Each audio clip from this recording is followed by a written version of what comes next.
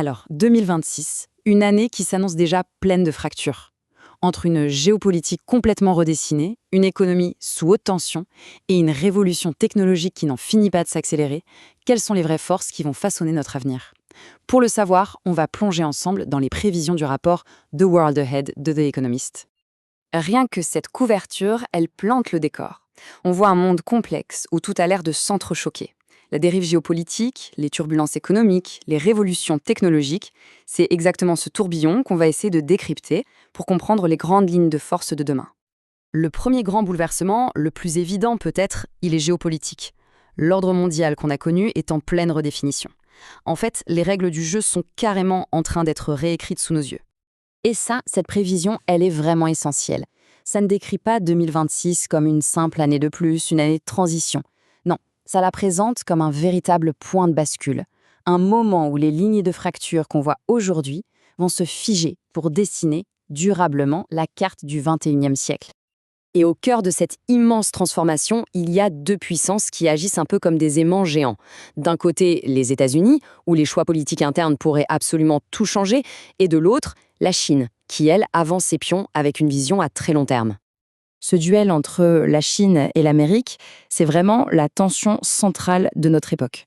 Mais ce qu'on nous dit pour 2026, c'est que ce duel entre dans une phase critique. Une phase qui promet de redessiner complètement la carte des alliances et des pouvoirs dans le monde. Et là, on voit bien que les deux stratégies sont radicalement différentes.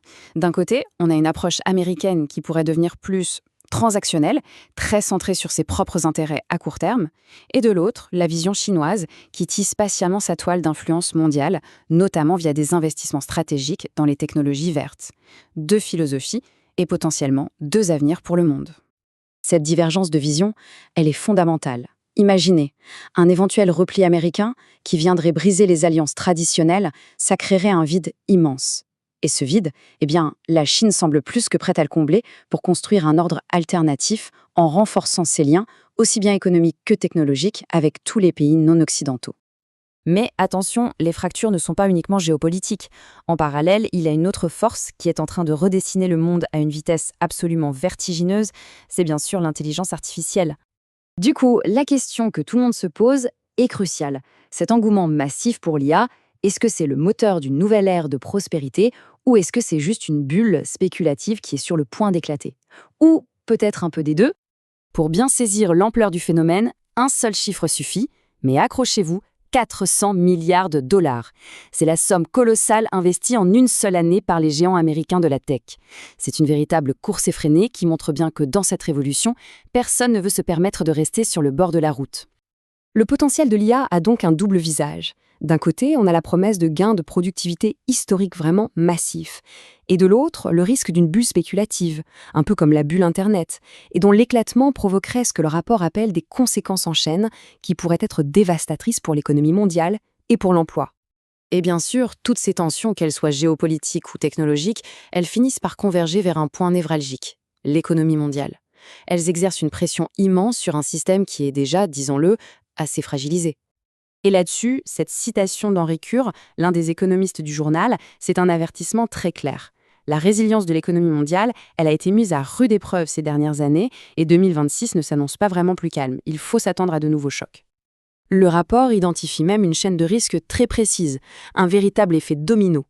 Tout pourrait commencer par des tarifs douaniers qui viendraient paralyser le commerce mondial. Ça, combiné à une politique fiscale américaine jugée imprudente, pourrait affoler les marchés et déclencher une crise de la dette. Avec, à la fin, l'aboutissement redouté, un crash obligataire qui est qualifié d'événement sismique pour toute la finance mondiale. Alors, face à tout ça, face à ce tableau qui est, il faut le dire, assez complexe, quelle est la conclusion? En fait, le rapport nous invite à réfléchir à une question fondamentale. Comment est-ce qu'on navigue dans cette nouvelle réalité? L'image de ce caméléon, c'est une métaphore parfaite de notre époque. Le changement, il est inévitable. La seule vraie question, c'est de savoir si on va simplement le subir ou si, au contraire, on va chercher activement à s'y adapter pour le façonner. Donc, le message central de toute cette analyse pour 2026, c'est vraiment l'impératif d'agilité. Que ce soit pour les entreprises ou pour les gouvernements, la survie ne dépendra plus de la rigidité des anciens modèles, mais de la capacité à anticiper et surtout à se transformer en permanence. Et c'est la question qui reste en suspens à la fin de cette projection. Face aux fractures géopolitiques, aux promesses et aux risques de l'IA et à une économie sous tension, est-ce que l'adaptation est devenue la compétence reine de notre siècle? C'est la grande réflexion que nous laisse ce voyage en 2026.